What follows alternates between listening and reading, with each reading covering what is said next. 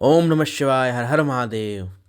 भगवान भोलेनाथ ने जब एक ब्राह्मण का रूप लिया और मैना और हिमाचल की परीक्षा करने के लिए उनसे कुछ कटु वचन कहे और इस प्रकार की बातें कही कि वो पार्वती का विवाह भगवान शिव से ना कराएं।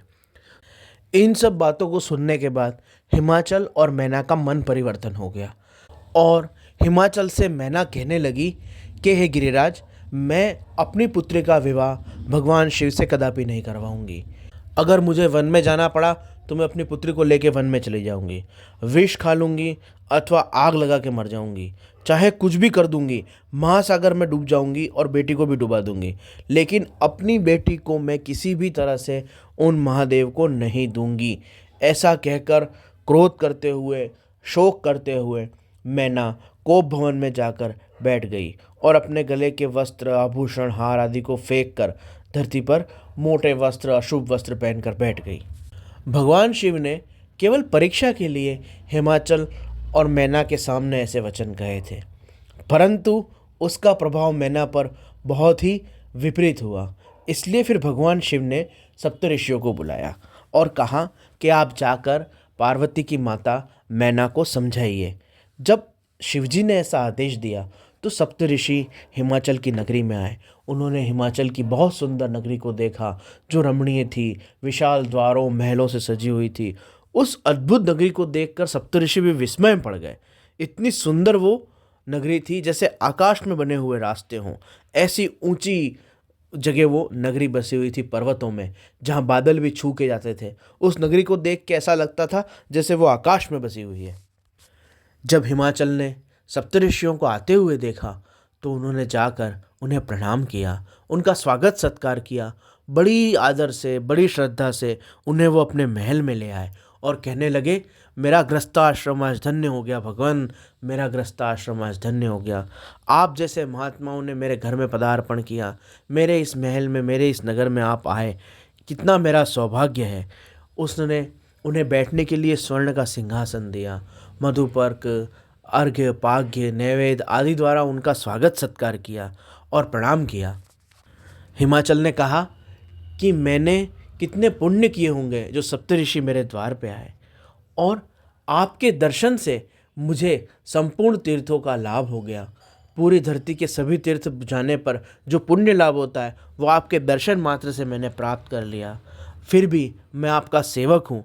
कोई भी आपका आदेश हो, जो भी आपकी आज्ञा हो, वह आप मुझे प्रदान करें, मैं अवश्य उसे करूँगा। आपका आदेश का पालन करके, आपकी आज्ञा का पालन करके मेरा जीवन सफल हो जाएगा। तब ऋषियों ने हिमाचल को समझाना शुरू किया। ऋषि बोले, हिमाचल, तुम ध्यान से सुनो। भगवान शिव परमात्मा है और तुम्हारी पुत्री उन्हीं की पत्नी है। उन्होंने तुम्हारे घर में अवतार लिया है और वो उन्हीं की अर्धांगिनी बनेगी। तुमने अगर पार्वती का हाथ भगवान शिव के हाथ में दे दिया तो उससे तुम्हारे सौभाग्य का उदय हो जाएगा। संपूर्ण जगत में तुम्हें बहुत ही मान और सम्मान मिलेगा। जब हिमाचल ने ये बात सुनी तो वो हाथ जोड़कर खड़े हो गए और कहने लगे, हे सप्तऋषियों, आपने जो बात कही है वही मेरे मन की बात भी थी। मैं भी चाहता था कि मेरी पुत्री का विवाह भगवान शिव से हो, और मेरी पुत्री ने इसके लिए तपस्या भी करी, भगवान शिव का वरदान भी प्राप्त किया, और मैं अपनी पुत्री भगवान शिव को ही देना चाहता था, बड़ी प्रसन्नतापूर्वक देना चाहता था। परंतु एक ब्राह्मण ने भगवान शिव के संदर्भ में जो बातें कही उससे मेरी धर्मपत्नी मैना का हृदय पूरी तरह बदल गया है और वह अब किसी भी प्रकार से भगवान शिव से अपनी पुत्री का विवाह नहीं करना चाहती। और अपनी पत्नी को देखकर, उसकी बातें सुनकर मेरा भी मन बदल गया है। अब हम किसी भी तरह भगवान शिव को अपनी बेटी नहीं देना चाहते। वास्तव में हिमाचल और मैना ये दोनों ही भगवान शिव की माया से मोहित हो गए थे। भगवान शिव ने जो ब्राह्मण वेशधारी रूप में शब्द कहे, जो बातें कही, जो परीक्षा के लिए थी, जिसका उद्देश्य केवल इतना था कि हिमाचल और मैना की शिवजी के प्रति कैसी निष्ठा है उसे जांचा जाए। क्योंकि पहले जब सती से भगवान शिव का विवाह हुआ तब दक्ष के हृदय में भगवान के प्रति भक्ति नहीं थी, सम्मान का भाव नहीं था। इसलिए उस दक्ष ने भगवान शिव का अपमान किया था और इसी कारण माँ सती ने योगाग्नि में अपना शरीर त्याग दिया था। इसलिए इस बार भगवान शिव ने जितना पार्वती को जांचा उतना का उतना उन्होंने हिमाचल और मैना की भी जांच की, ताकि यह सत्य सत्य पता लग जाए कि उनकी निष्ठा, उनकी भक्ति, उनका समर्पण भगवान शिव के प्रति है अथवा नहीं। यही जांच करने के लिए और यही जानने के लिए भगवान शिव ने इतनी बड़ी लीला करी और एक ब्राह्मण का रूप धारण करके और पूरी तरह से ऐसे वचन कहे जिससे कि हिमाचल और मैना की निष्ठा, भक्ति और समर्पण की जांच हो जाए। जब सप्तऋषियों को हिमाचल ने कहा कि मैना का हृदय बदल गया है और इसलिए मैं भी अब पार्वती के विवाह भगवान शिव से नहीं करवाना चाहता, तब अरुंधति मैना को मनाने के लिए उस भवन में गई जहाँ मैना शोकाकुल होकर और एकांत में दुखी होकर बैठी हुई थी। वहाँ जाकर अरुंधति ने कहा, मैना उठो, देखो मैं सप्तऋषियों के साथ तुम्हें समझाने के लिए आई हूँ, और देखो कितने तेजस्वी सप्तऋषि हैं जो तुम्हें समझाने के लिए भगवान शिव के आदेश से ही यहाँ आए हैं। मैना ने जब ऋषिपत्नी अरुंधति की ये बात सुनी तो उठकर और उनके चरणों में मस्तक नवा के प्रणाम किया और वह कहने लगी कि ब्रह्मा जी की पुत्रवधू और वैशिष्ठ जी की पत्नी आप पधारी हैं, कितना हमारा सौभाग्य है। आपको यहाँ आने का कष्ट उठाना पड़ा। मैं और मेरी पुत्री हम दोनों आपकी सेविकाएं हैं। आप निसंकोच हमें आज्ञा दीजिए, हमें आदेश दीजिए। आप जो भी कहेंगी वह हम बड़ी प्रसन्नता से करेंगे। जब मैना ने ऐसा कहा तो अरुंधति ने उन्हें बहुत समझाया, बहुत तरह से प्रसन्नतापूर्वक उन्हें ज्ञान दिया, और तब वह मैना को लेकर सप्तऋषि और हिमाचल जहाँ बैठे थे उस जगह पर ले आई। वहाँ आकर मैना ने सप्तऋषियों को प्रणाम किया। उसके बाद ऋषियों ने पुनः हिमाचल और मैना को कहा, हे शैलेंद्र, हे गिरिराज, आप हमारे शुभ वचन सुनो। भगवान शिव के साथ पार्वती का विवाह कर दो, क्योंकि तारकासुर के नाश के लिए ब्रह्मा जी ने और देवताओं ने भगवान शिव से प्रार्थना करी है। इसलिए भगवान शिव यह विवाह करना चाहते हैं। भगवान शिव योगियों के शिरोमणि हैं। वह विवाह के लिए उत्सुक नहीं है। वो ब्रह्मा जी और देवताओं की दीन दुखी आर्त प्रार्थना के कारण तुम्हारी कन्या का पाणी ग्रहण करेंगे। इसके सिवा तुम्हारी पुत्री ने बहुत तपस्या करके उनसे यही वरदान मांग लिया है कि वो उन्हें पति रूप में प्राप्त करना चाहती है। इसलिए चूंकि उन्होंने तुम्हारी पुत्री को वरदान दिया है, इसलिए चूंकि देवताओं के हित के लिए उनके पुत्र को प्रकट होना आवश्यक है, इसलिए वो विवाह करना चाहते हैं। अतः कृपा करके तुम हमारी बात मान लो और भगवान शिव को अपनी पुत्री अर्पित कर दो। हिमाचल ने यह सब सुनने के बाद कहा, देखो सप्तऋषियों, मैं भगवान शिव के पास न धन देखता हूँ न संपत्ति, न उनके पास कोई राज्य साम्राज्य है, न घर है, न ऐश्वर्य, न स्वजन, न बंधु बांधव। मैं कैसे अपनी बेटी उन्हें दे दूँ? वह योगी हैं, निर्लिप्त हैं, निर्विकार हैं, वैरागी हैं। उन्हें किसी बात की कोई चिंता नहीं। वह अपने योग में, अपने ज्ञान में और अपने ध्यान में सदा स्थित रहते हैं। ऐसे पूरी तरह बेपरवाह, निश्चिंत रहने वाले भगवान शिव को, जो योगी और विरक्त हैं, मैं कैसे अपनी बेटी प्रदान कर दूं? इस प्रकार से पूरी तरह विरक्त योगी को मैं अपनी पुत्री नहीं देना चाहता। इसलिए आप जो भी कहें विचार कर कहें। आप स्वयं ही विचार कीजिए।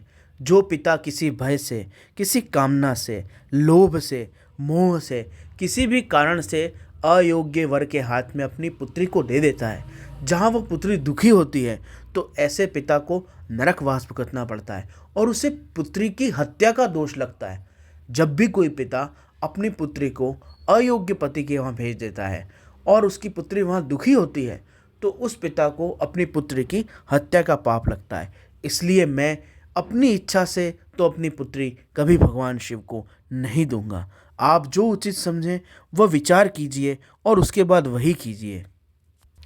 जब हिमाचल ने ये बात कही तो भगवान वैशिष्ठ जी बोले, शैलेश्वर, गिरिराज, तुम मेरी बात सुनो। धर्म के अनुकूल, सत्य के अनुकूल इहलोक और परलोक के अंदर कई प्रकार की बातें हैं। कुछ बातें ऐसी होती हैं जो सुनने में बहुत अच्छी लगती हैं, परंतु परिणाम में वो केवल दुखप्रद होती हैं। कुछ बातें ऐसी होती हैं जो सुनने में और पालन करने में बड़ी पीड़ादायक होती हैं, परंतु उनका परिणाम बहुत सुखद होता है। वहीं पर तीसरे प्रकार के वचन ऐसे होते हैं जो सुनने में भी सुमधुर होते हैं और उनका पालन करो, उनका आचरण करो तो उनका परिणाम भी बहुत ही अच्छा होता है। तुम मुझे सोच के बताओ, मैं तुम्हें किस प्रकार के वचनों में समझाऊं। वो वचन जो सुनने में हितकर हों परंतु परिणाम में दुख देने वाले हों, ऐसे वचन से अगर मैं तुम्हें कुछ समझाऊंगा तो उसका तुम्हें भी लाभ नहीं और मुझे भी लाभ नहीं। अतः सत्य रूप ऐसे वचन जो हर समय तुम्हारा हित करें, वही वचन मुझे कहना चाहिए। भगवान शिव जी समस्त देवताओं के स्वामी हैं। उनके पास संपत्ति नहीं है। इसका कारण यह है कि उनका चित्त हमेशा योग में, ध्यान में, भजन में, साधन में और ज्ञान में लगा रहता है। वो साक्षात ज्ञान स्वरूप हैं। इसलिए उनके पास ज्ञान के अलावा, परमानंद योग के अलावा अन्य कोई तत्व नहीं है। परंतु उन्हें इन बाह्य साधनों की, सुख सुविधाओं की कोई आवश्यकता भी नहीं है, क्योंकि जो साधारण मनुष्य होते हैं वह इन बाह्य वस्तुओं से सुखी, दुखी, अपमानित और सम्मानित होते हैं। परंतु भगवान शिव गृहस्थ सामान्य पुरुषों की तरह नहीं है। उन्हें इन वस्तुओं की कोई आवश्यकता नहीं है।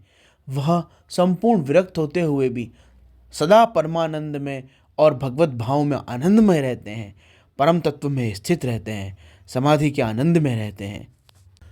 तुमने कहा कि जो पिता अपनी पुत्री को ऐसे पति के पास दे देता है जो निर्धन हो और दुखी हो और मजबूर हो, तो उस पिता को पुत्री की हत्या का पाप लगता है।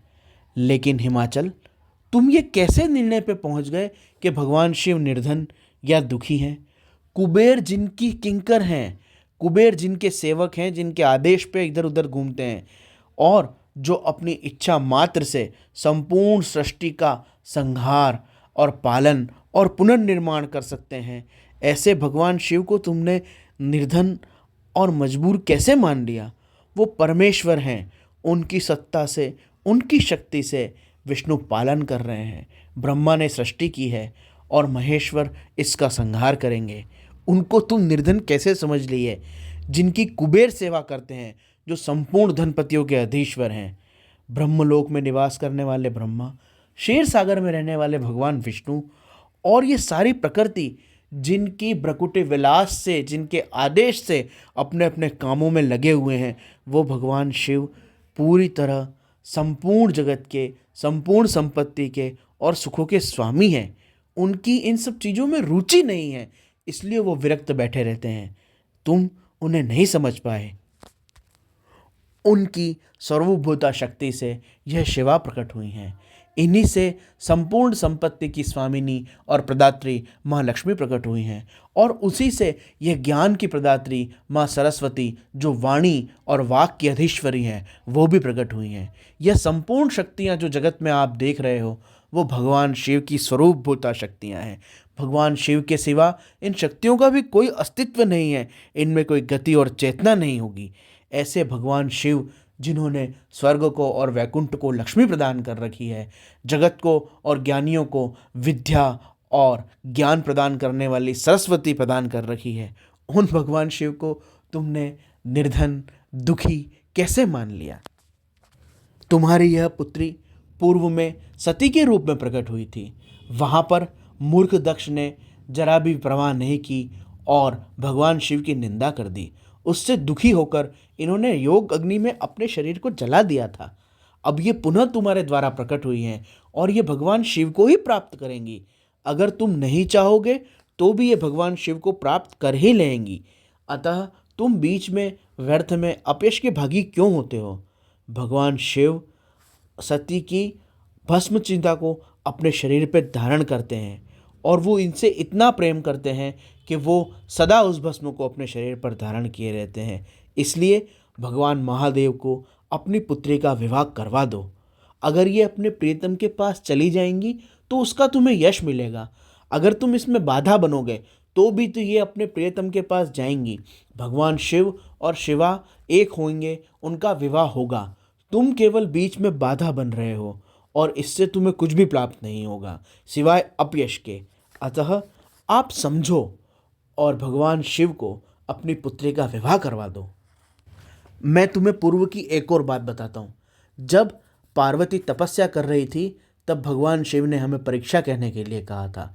हमने भी आकर पार्वती से वही सब वचन कहे जिन वचनों को सुनकर तुमने और मैना ने अपना निर्णय बदल दिया है। परंतु पार्वती ने अपना निर्णय नहीं बदला। वो भगवान शिव के लिए दृढ़ रही, उनकी निष्ठा भगवान भोलेनाथ पर दृढ़ रही, इसलिए भगवान भोलेनाथ ने उन्हें स्वीकार किया। भगवान शिव ने तुम्हारी निष्ठा और तुम्हारे समर्पण की जांच के लिए, तुम्हारी निष्ठा को देखने के लिए तुमसे वही वचन कहे जो उन्होंने पार्वती से कहे थे।